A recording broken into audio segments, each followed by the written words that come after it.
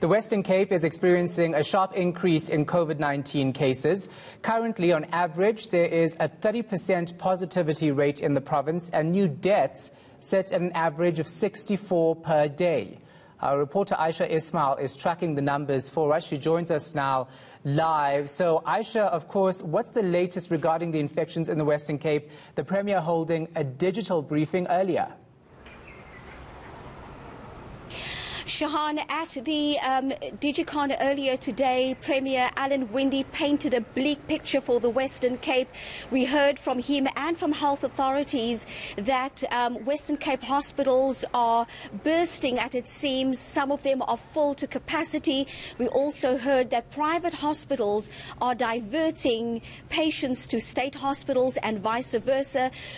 We also told that there is an agreement between the state and private hospitals that should it be necessary, state hospitals will also send COVID patients to private hospitals. But as I said, the Premier painted a bleak picture. Health authorities are also very concerned about the well-being of their frontline workers, nurses and doctors. But let's take a listen to what Premier Alan Winde had to say. I want to start off by saying that our healthcare system is under severe pressure at the moment.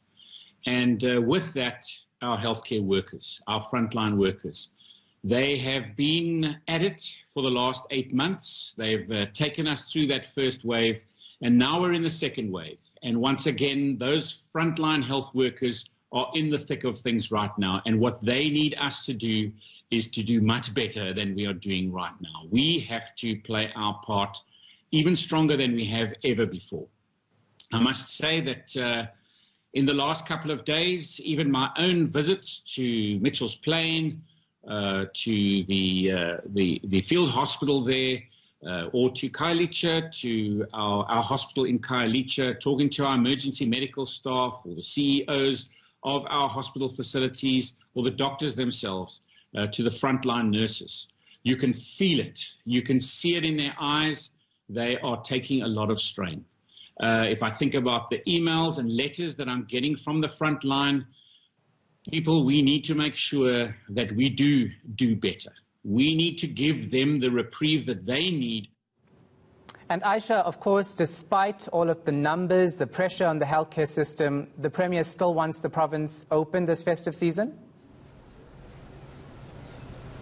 Well, Alan Winde's always been of the opinion that it's better to have people out in the open than to have them in closed, confined spaces. And again today, he reiterated that. He called on people to go out into open spaces on condition that they practice social distancing and that they wear their masks and, of course, sanitize regularly. But at the same time, Shahan, health authorities are appealing to people once again to be compliant. One of the main reasons why the Western Cape is seeing the spike in infections is because people are not complying. They're also now concerned about health workers being infected and in turn infecting their families. And everybody always talks about, do you have enough beds? Well, if the Western Cape has, even if there are enough beds for the hospitals in the Western Cape, if they don't have enough health workers, if they don't have enough doctors and nurses to look after the patients in those beds, it will make no sense. So again, health authorities and the Premier of the Western Cape calling for people to be compliant. They are going on a recruitment drive to get more staff. At the same time, they've also put out an official call to the South African military for help.